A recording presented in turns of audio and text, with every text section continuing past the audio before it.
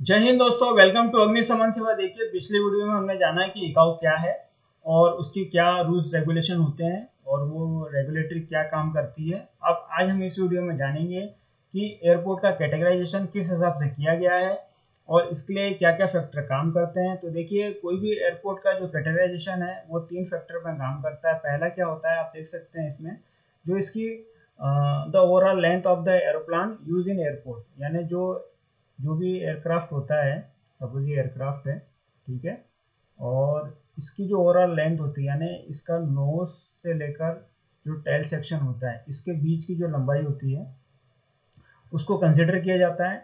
Second factor क्या होता है, जो मैक्सिमम फ्यूजलेज विड्थ होती है, यानी जो एयरक्राफ्ट है जहाँ पे ऑक्यूपेंट बैठे हुए रहते हैं उसकी जो विड्थ होती है, ठीक है, उसकी जो चौड़ाई होती है उसको कंसिडर किया जाता है। और तीसरा फैक्टर क्या होता है, the frequency of the movement of the largest of aircraft to use the airport.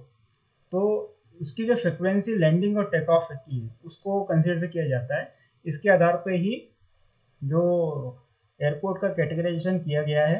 तो आप देख सकते हैं नीचे, अपन इसको स्क्रॉल करके देखेंगे तो देखिए इसमें 10 कैटेगरी में इसको डिवाइड किया गया है, ठीक है। तो पहली कैटेगरी अपन देखते हैं, up to but not included 9 metre, और इसकी जो फ्यूजलेज जो विड्थ होगी वो 2 मीटर होनी चाहिए। तो उसको कैटेगरी 1 में इनने कंसिडर किया हुआ है। इसी के अनुसार कैटेगरी 10 को अपन देखते हैं, जिस एरोप्लान की जो एयरक्राफ्ट की जो लंबाई है 76 metre up to but not including 90 metre, इसके बीच अगर उसकी लंबाई है और उसका जो फ्यूजलेज विड्थ है वो 8 मीटर है, तो उस एयरपोर्ट की जो कैटेगरी है 10 कंसिडर करी गई है। अब अब अपन देखते हैं कि ये जो दो फैक्टर तो अभी अपन ने देख लिया कि जो उसकी ओवरऑल लेंथ होती है और जो उसकी फ्यूजलेज विड्थ होती है, इसके आधार पर इन्हें ये टेबल बनाया हुआ है। अब अपन को इस टेबल में इसका जो थर्ड पॉइंट है ये बहुत इंपॉर्टेंट है, कि जो frequency of movement of the largest of aircraft to use the airport.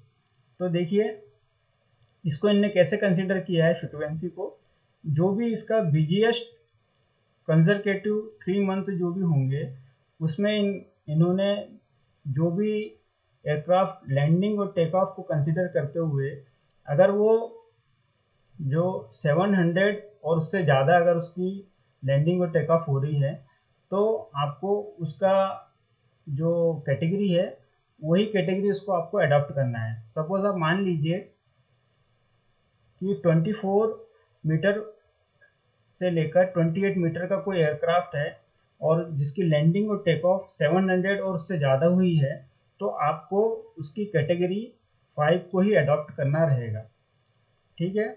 और मान लीजिए अगर उस बिजिएस्ट मंथ में 700 से कम अगर लैंडिंग और टेक ऑफ हो रही है, तो अब आपको क्या करना है, इसके सेकंड पॉइंट में देखो दिया हुआ है, 700 से अगर कम अगर आपकी लैंडिंग और टेक ऑफ हो रही है, तो आप क्या करेंगे कि एक कैटेगरी बिलो नीचे जाएंगे, ठीक है, और आप एक कैटेगरी नीचे इस कैटेगरी को अडॉप्ट करोगे 4 को। यानी मान लीजिए कोई 24 मीटर का एयरक्राफ्ट है और उसका जो लैंडिंग और टेक ऑफ है उस एयरपोर्ट में 700 से कम आ रहा है बिगेस्ट मंथ में, तो अब आपको जो कैटेगरी अडॉप्ट करनी होगी, जो फायर के प्रोविज़न वहाँ पे देने होंगे, वो कैटेगरी 4 के अनुसार देने रहेंगे, ठीक है।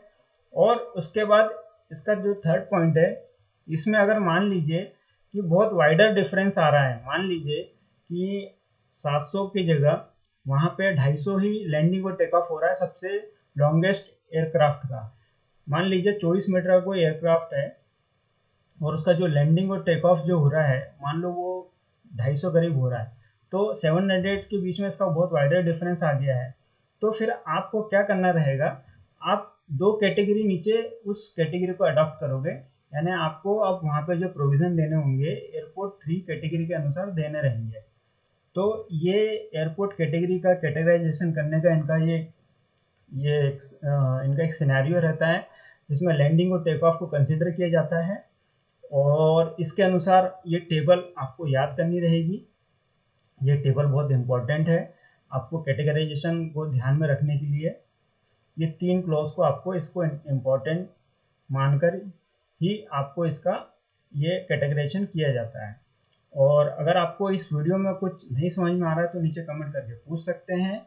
इस वीडियो में इतना ही, फिर मिलते हैं, जब तक के लिए धन्यवाद।